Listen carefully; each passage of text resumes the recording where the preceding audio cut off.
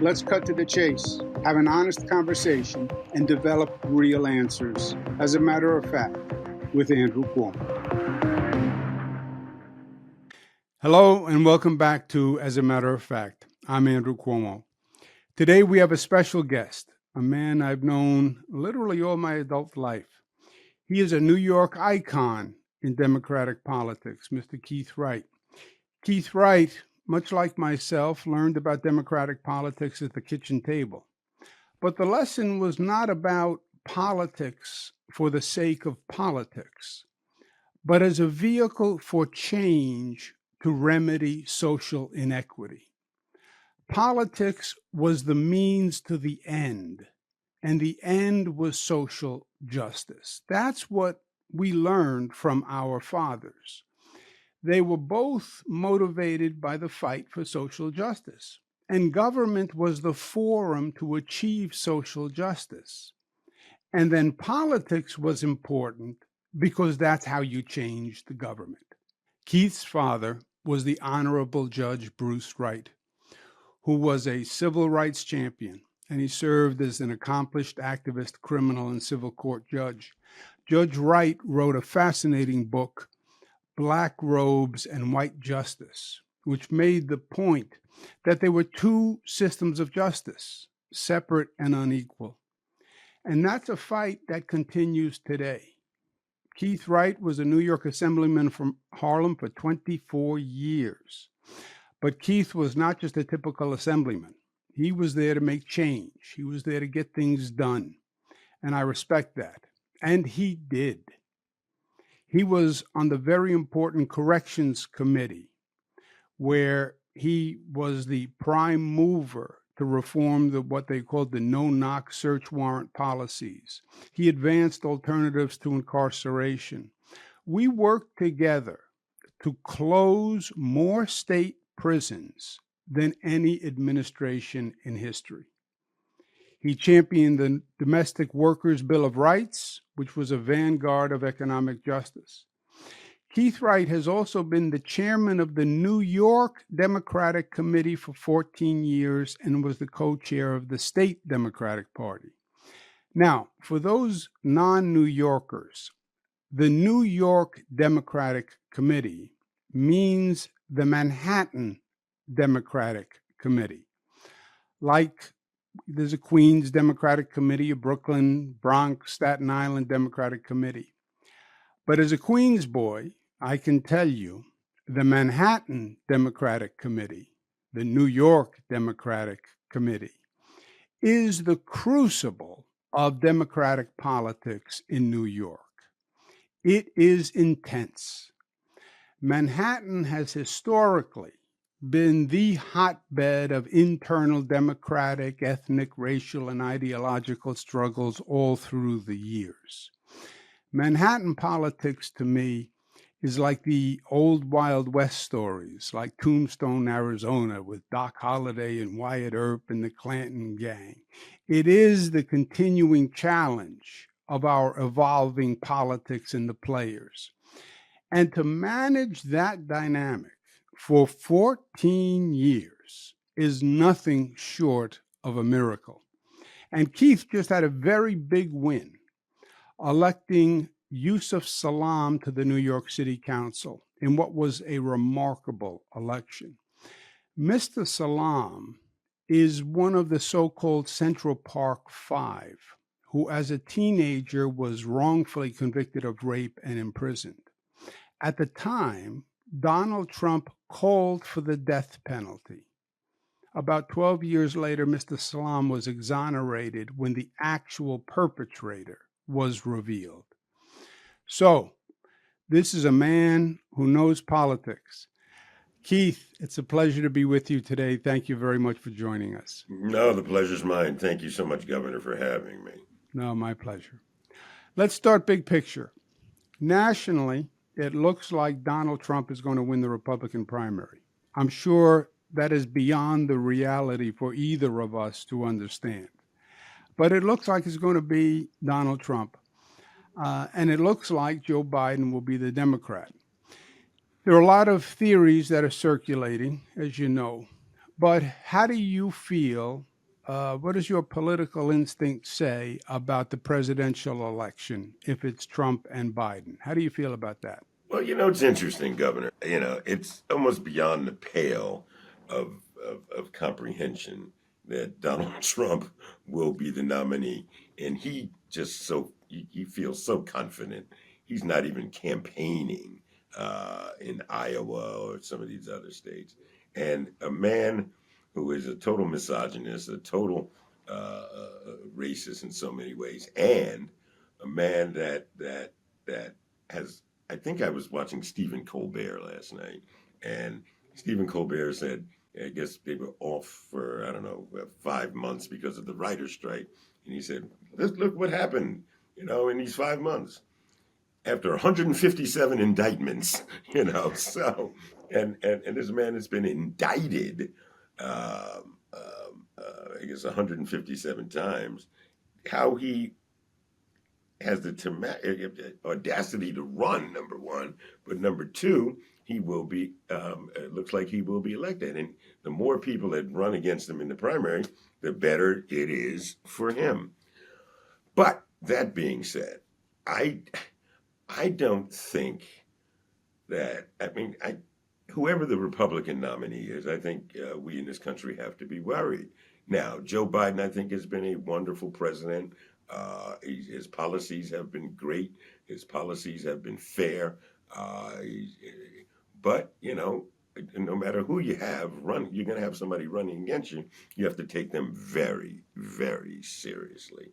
Um, and I think that this upcoming election and between Biden and Trump, let's say, has to be taken very, very seriously. The Republicans are very good at communicating and putting forth their message in so many ways. They're really very good, and people to believe them when in fact most of their message is pure fiction, and for a large part. So I think that Biden and the team will have to work in terms of getting their messaging out, and all of the things that they've done, whether it's from infrastructure to education, to economic development.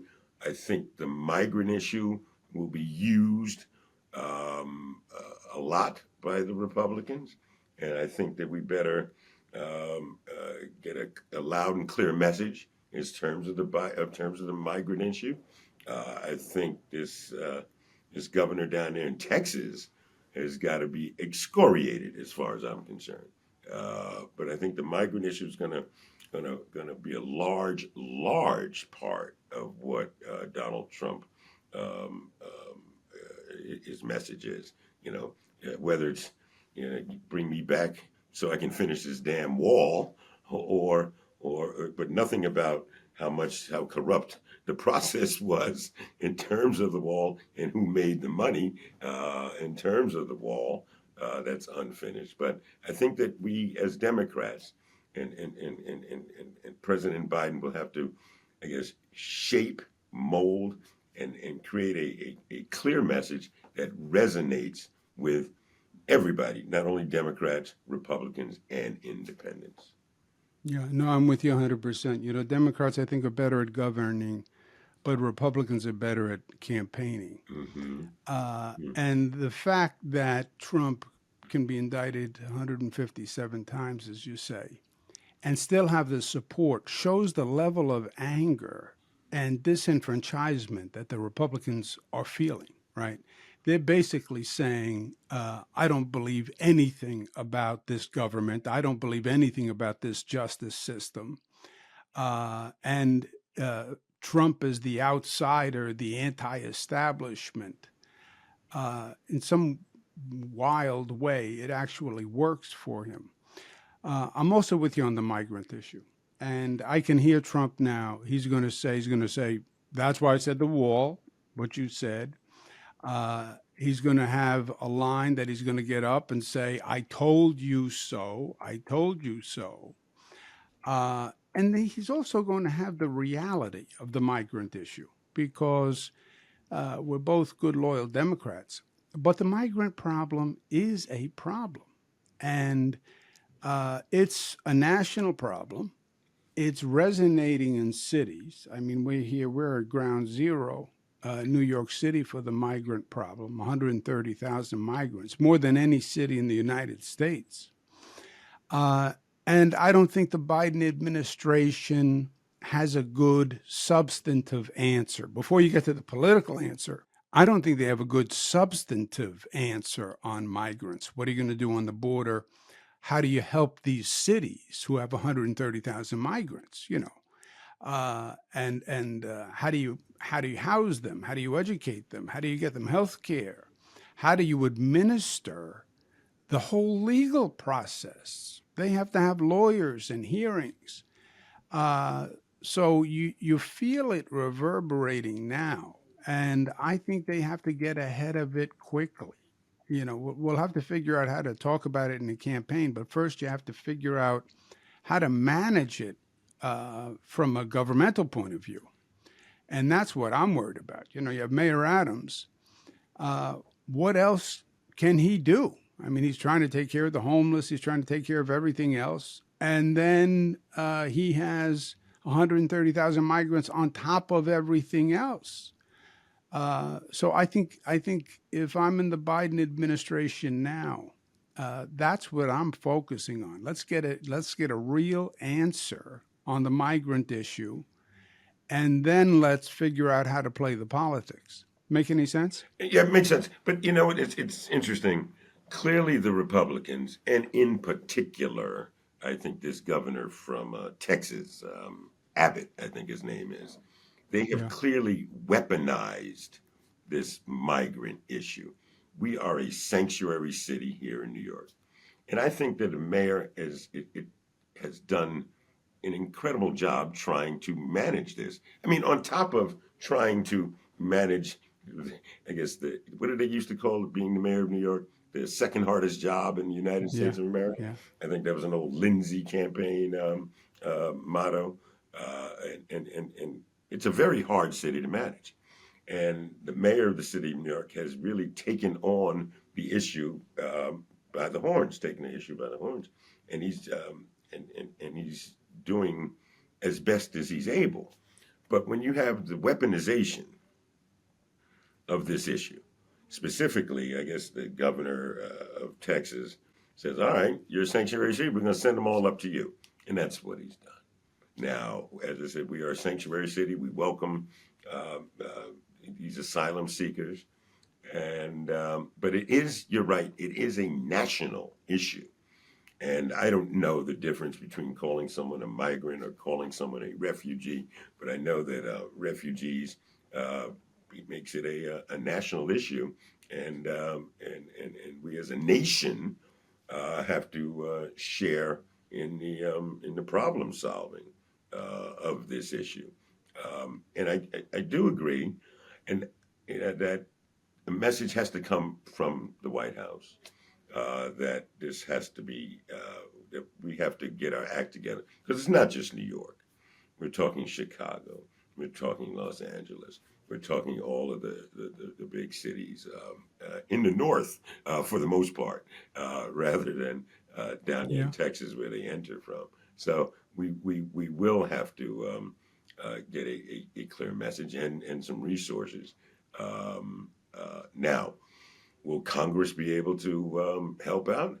I don't think so. Not from what I saw yesterday, when I guess the Republicans in Congress are going through a circular firing squad. It seems with this guy from Florida, Matt Gaetz, talking about he's going to submit a resolution in order to depose the Speaker of the House. Now, and it just shows that on big issues, whether it's shutting down the government or migrant, you have to come up with a bipartisan solution, and we just can't afford to be fractured on issues of national importance. And the Yeah. migrant issue is a issue of monumental national importance. it just has to be handled, and we have to get a loud and clear message from Washington D.C. Yeah. No, you're exactly right, Keith. Look at the weaponization. They want cities to suffer, right? Right. They purposely sent them to cities. They want to see LA and San Francisco and Chicago and New York suffer. I think that's why they're so slow on the aid or any package that would make any sense. Yeah. But Mayor Adams has got a real problem, and he needs help from the feds and he needs help from the state because the numbers are not going to add I up. mean, what are you going to do? Listen, I mean, as you say, we have 130,000 people that have made their way to the city, and mainly in Manhattan, where I'm sitting right now. Um, I know that, and couple that with a community here, a community there that does not, not in my backyard kind Yeah, of thing. It doesn't want people there. So it's a very tricky situation for the mayor. yeah, And so far, I think he's doing as best as anybody is able to do in trying to manage it. yeah, I agree. Republicans will come on migrants. Republicans will also attack the Democrats as being soft on crime. Now, the Democratic Party has always been able to address the issue of crime, but it seems like we're now struggling with how to articulate our position on the issue of crime, right? It's almost like we are tongue tied on the issue of crime. But it's an issue that we've dealt with forever. Democrats ran cities, cities always had crime problems.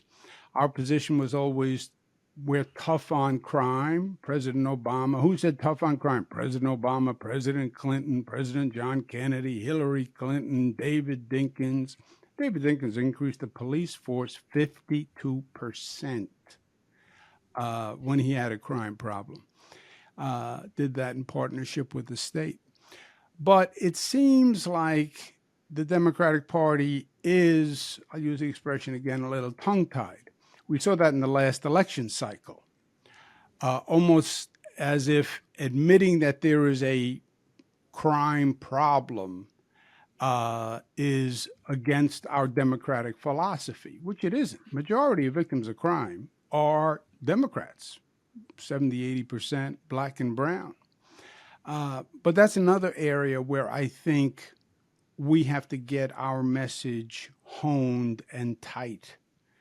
That whole defund the police, I think that did a lot of damage to the Democrats, and we're going to hear echoes of that again.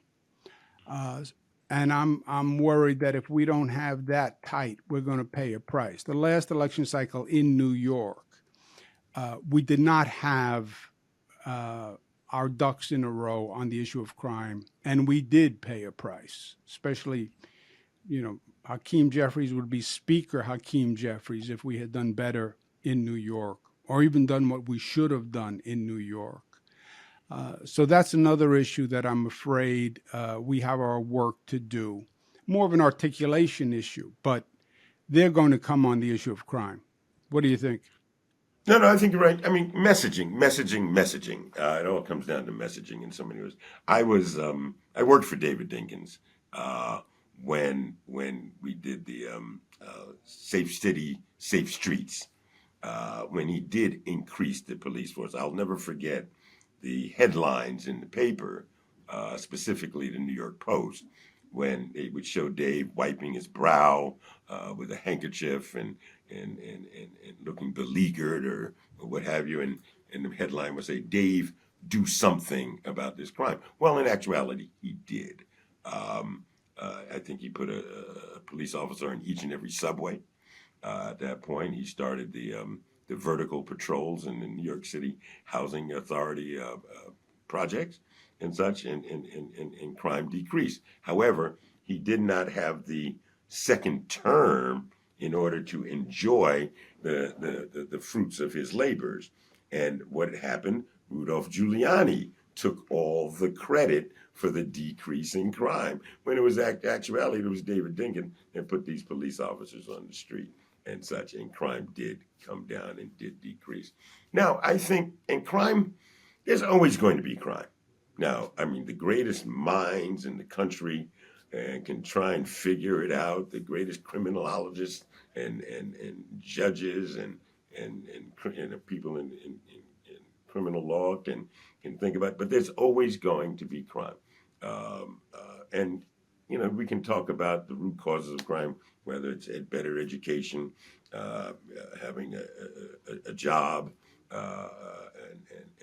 a ticket to the middle class and such. But there's always going to be crime. Now, we as Democrats, I do believe, have always been able to withstand the criticism, whether it's, as you said, President Obama, President Clinton, as a matter of fact. I remember the crime bill, I guess, back in 1994, Right, I right. believe. The crime bill that President Clinton put forward. So we've always been able to articulate it. It's the question of what do some of our conservative friends on Fox News or what have you, how they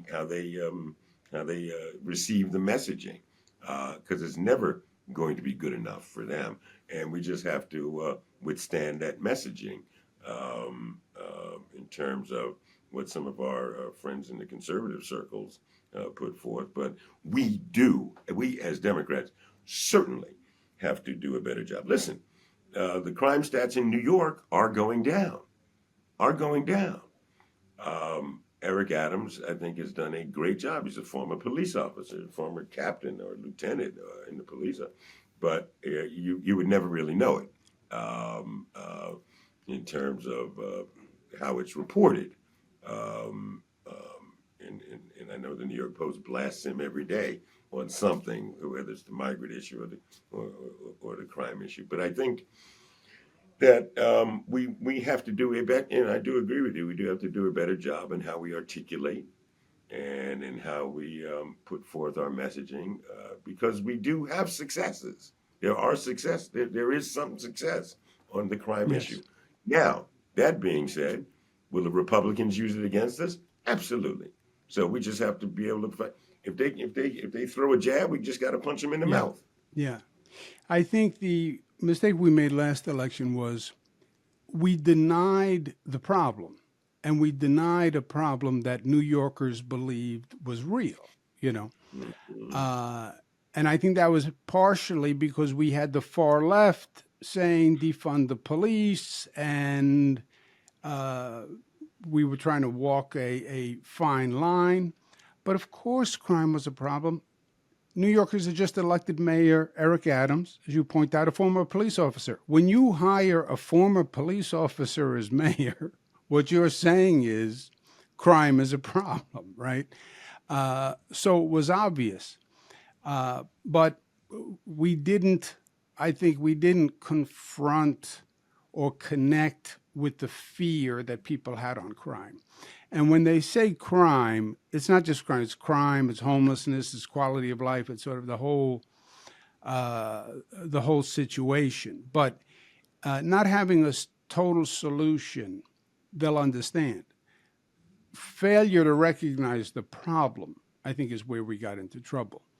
I'll tell you one of the things I found interesting: the Yusuf Salaam race. Now, here's a person. If there is any individual who has the right to be angry at the criminal justice system, the police, etc., I mean, he was wrongfully imprisoned. But For 7 years as a yeah, teenager, okay, when he was 15 years yeah, old. He was up at Clinton, Dannemora, behind the wall, yeah. as they say. And I've been to Dannemora, and I know Dannemora, you have. that is, No joke. you do It's no not want joke. to be there. You Yeah, just do no not joke. want to be there.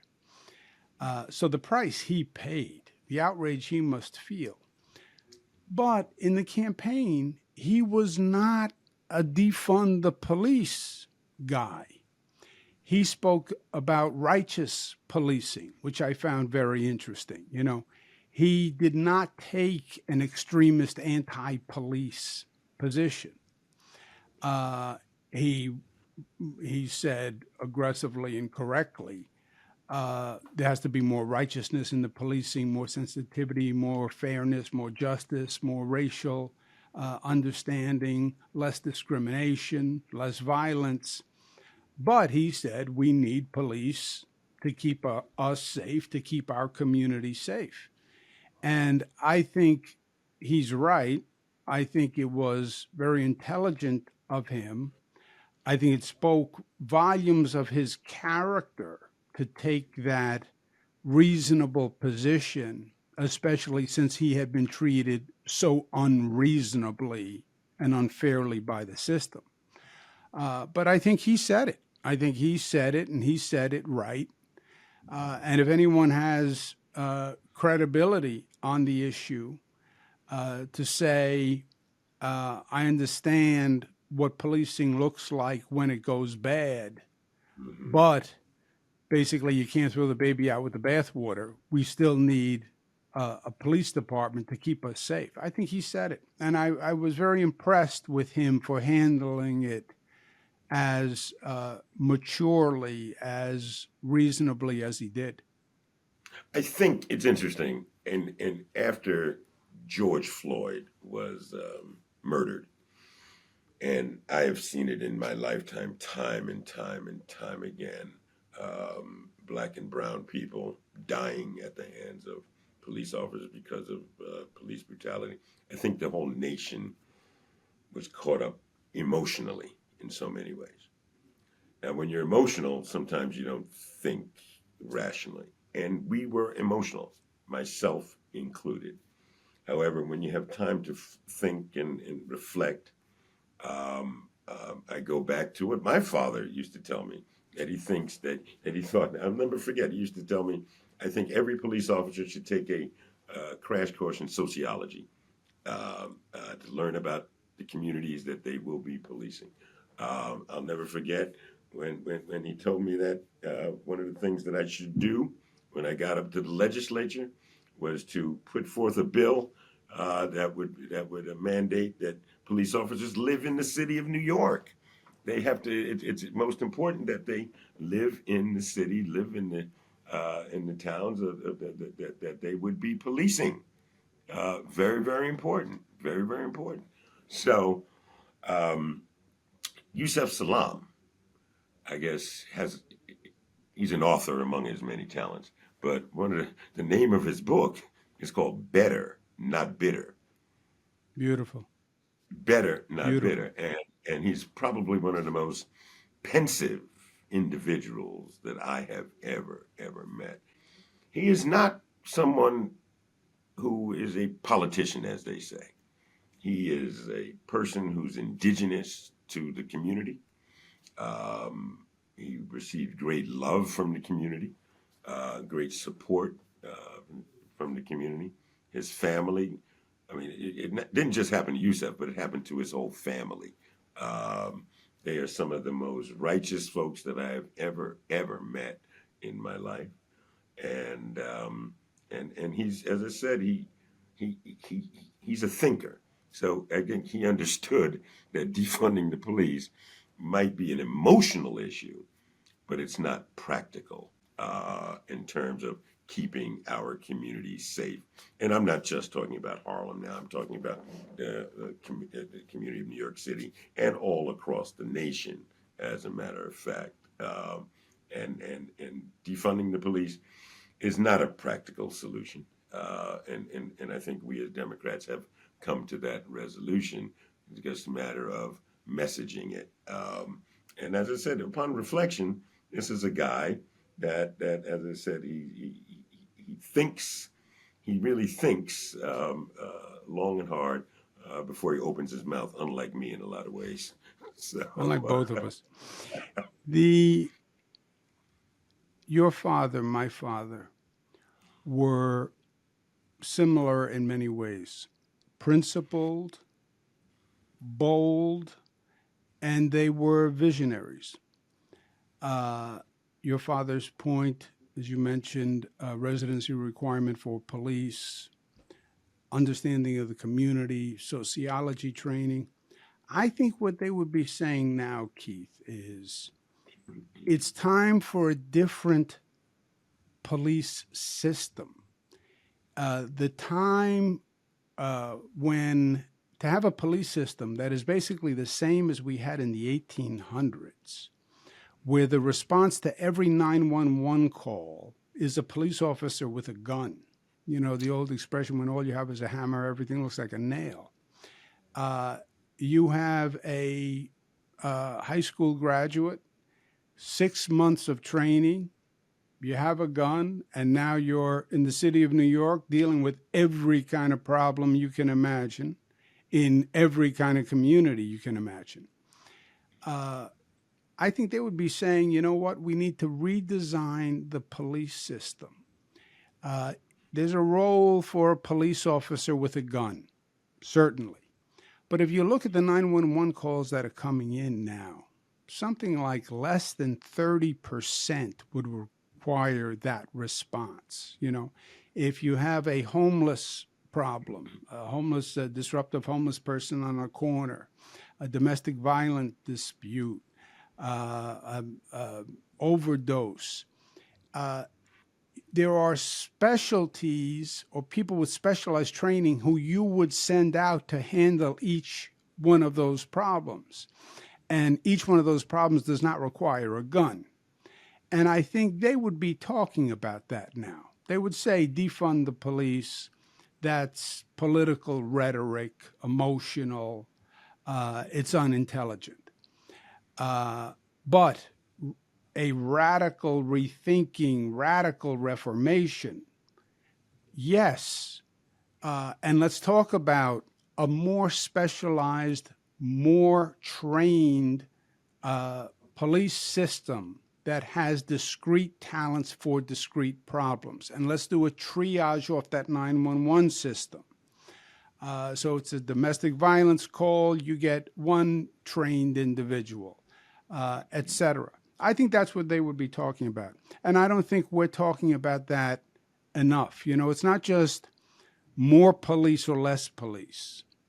I think it's time we start talking about a different type of policing system, which was what the residency requirement was trying to get at, right? It was trying to get at, it was community policing before community policing. It was people from the community who understand the community, are involved in the community, and can work with the community. That's what it was really the precursor to, before there was anything called community policing. But I do think we should be talking about a different system. If you were back on the corrections committee now, what is the best model for a new police agency out there? And let's figure out how to study that and explore that in New York City, because it's not just more or less, it's different. And I think if we start going down that path, it will untie our tongue, if you will, because this is a trap, you know, defund the police, more police. It's a political straitjacket that the Democratic Party has found itself in.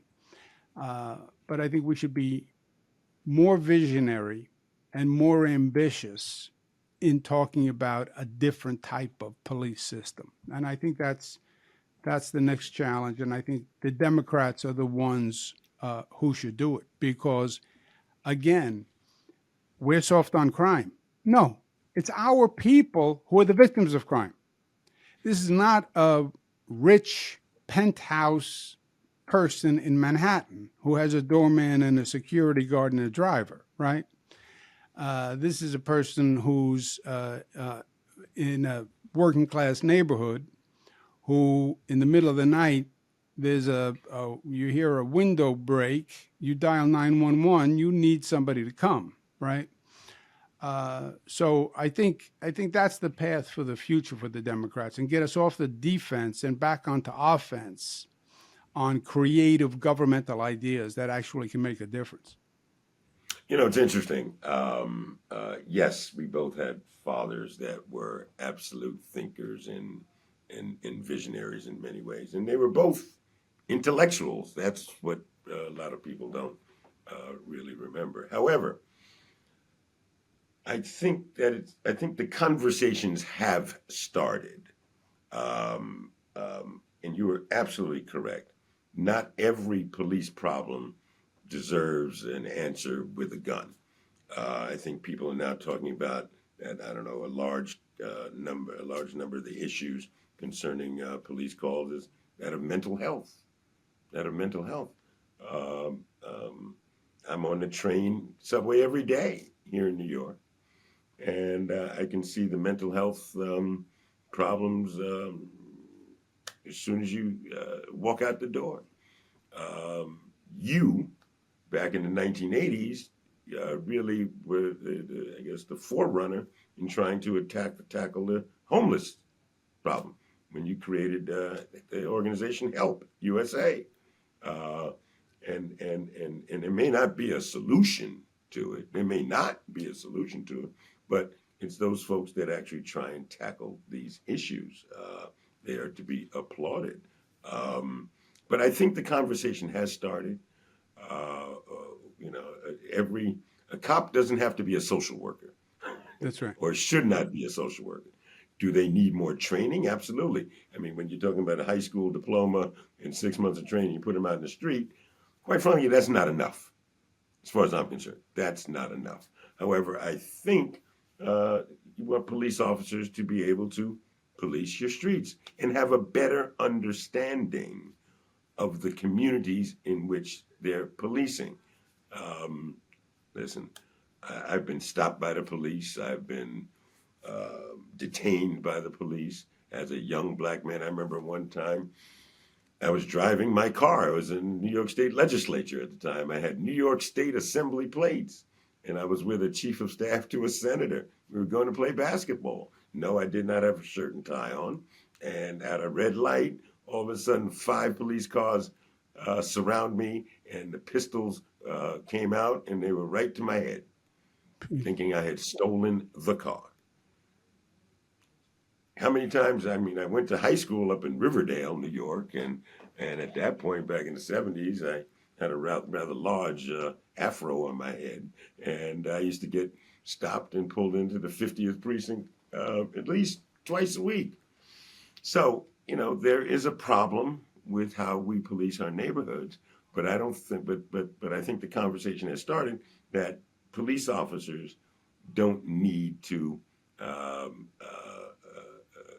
I guess, remove someone from a subway, all right, or somebody homeless, or handle drug overdoses.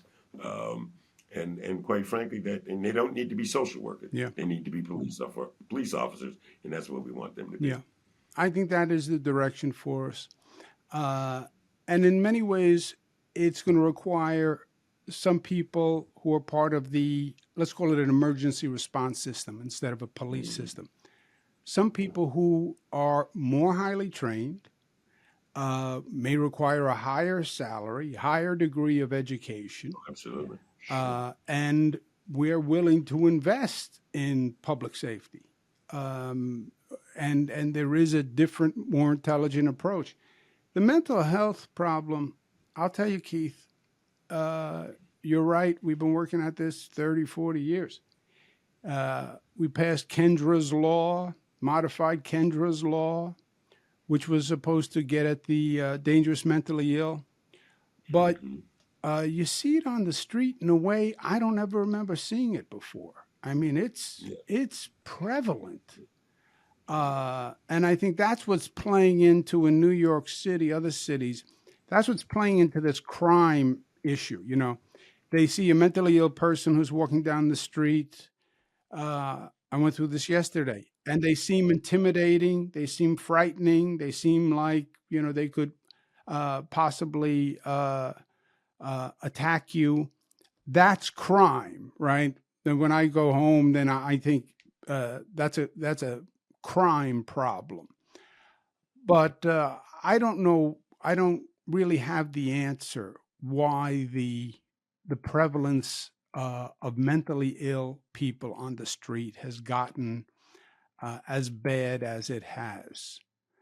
The laws are on the books. I tell you, I'm at a loss, but it's not helping anyone, right? The last thing is a mentally ill person who's not able to take care of themselves being on the streets because that's dangerous for them, and it's dangerous for the city at large. So that is something I think that is a real issue that needs more attention than it is now getting, and more action than we're taking.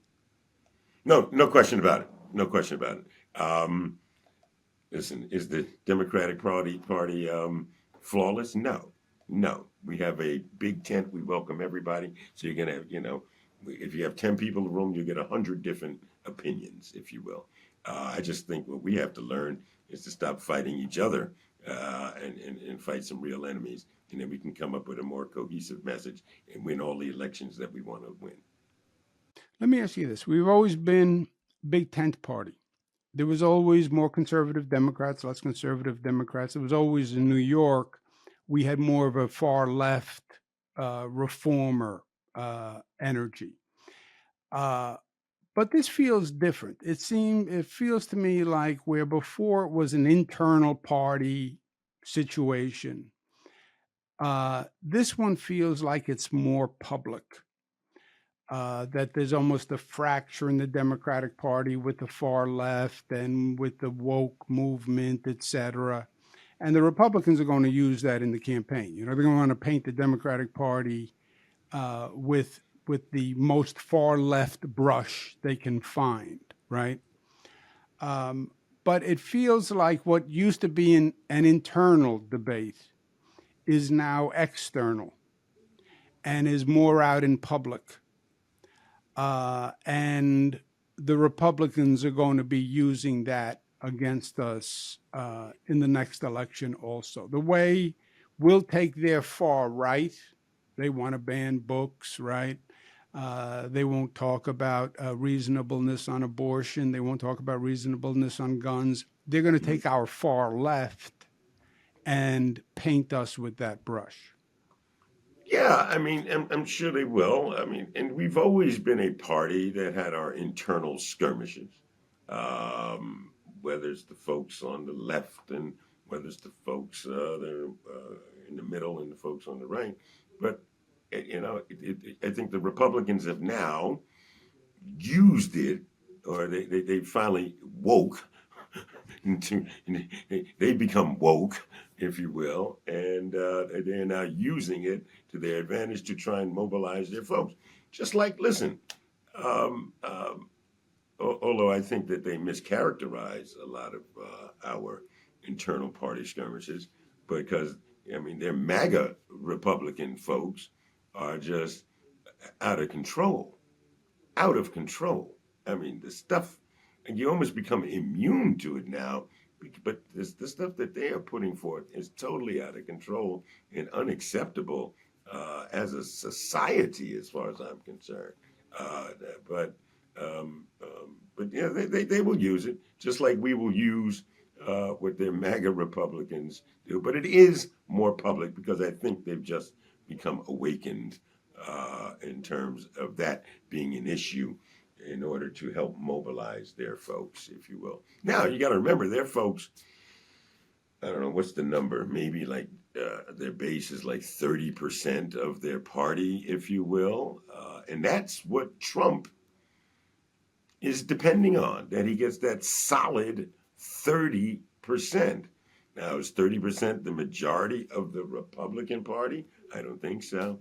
But when you have 9 candidates, 8 candidates, 30% is a solid base in order for him to win, which becomes very dangerous because the Republican Party is now being ruled by the so called MAGA Republicans. I don't think the Democratic Party is being ruled by any one particular faction. Will we have our internal skirmishes? Absolutely. But are we ruled? I don't think so.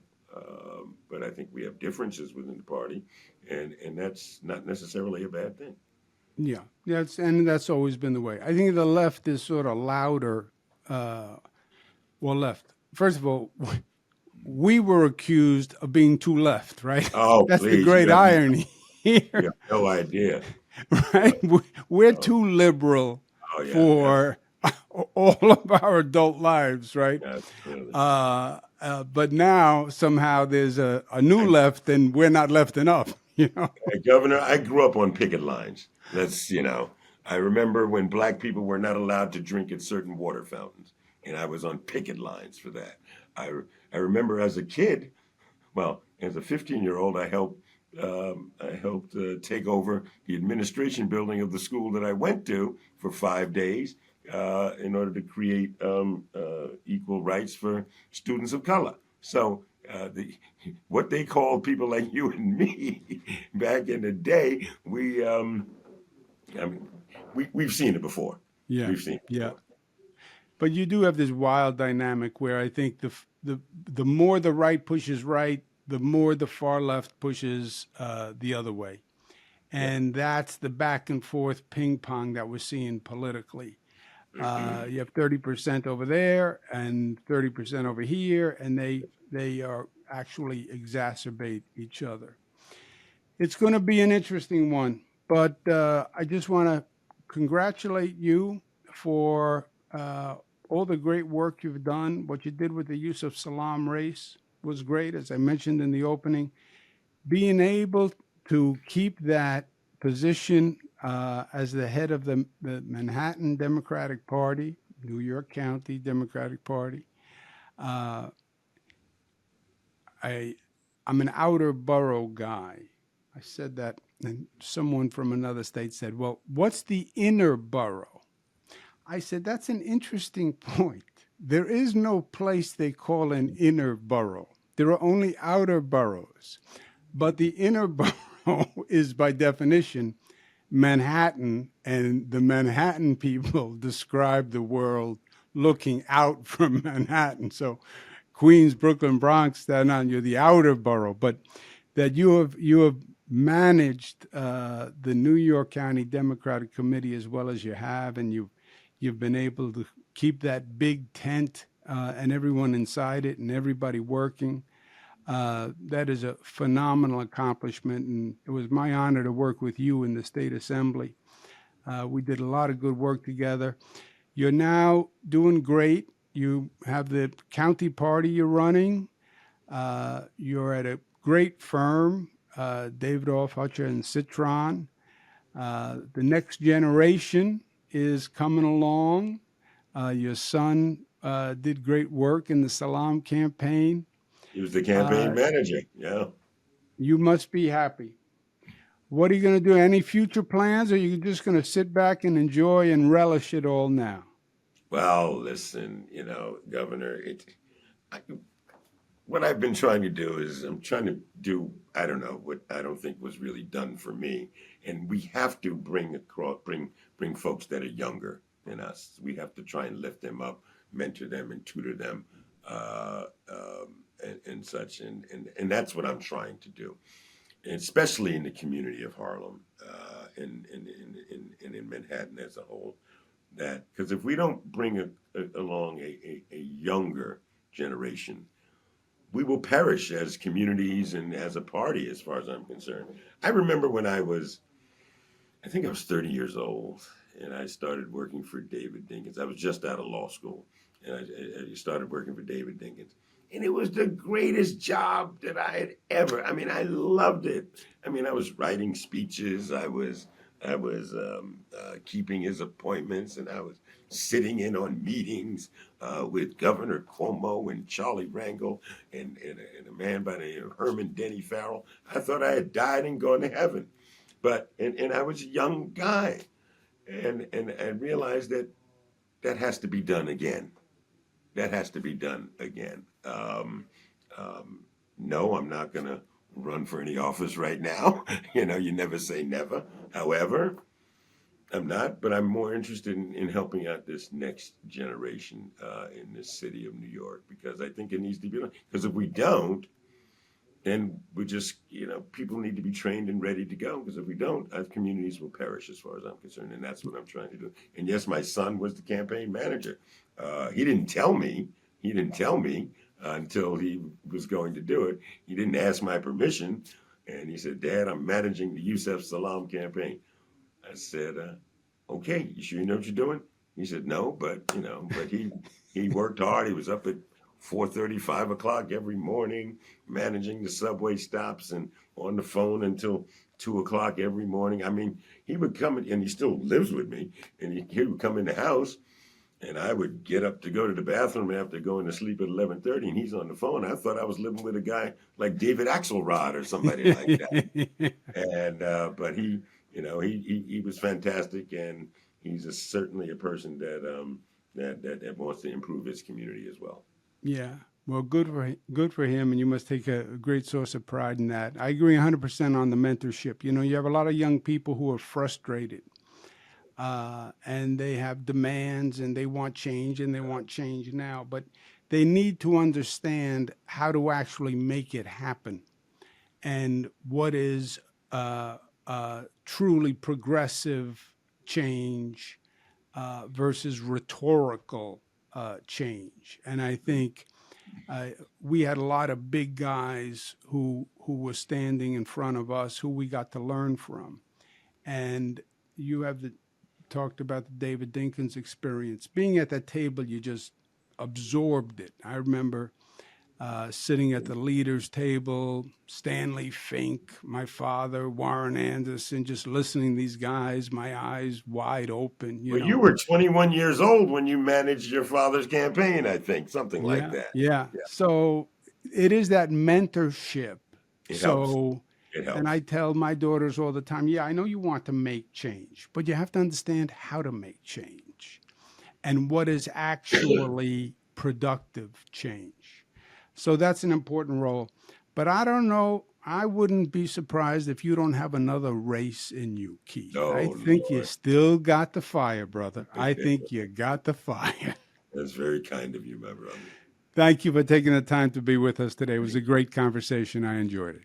Thank you, Governor. Thank you.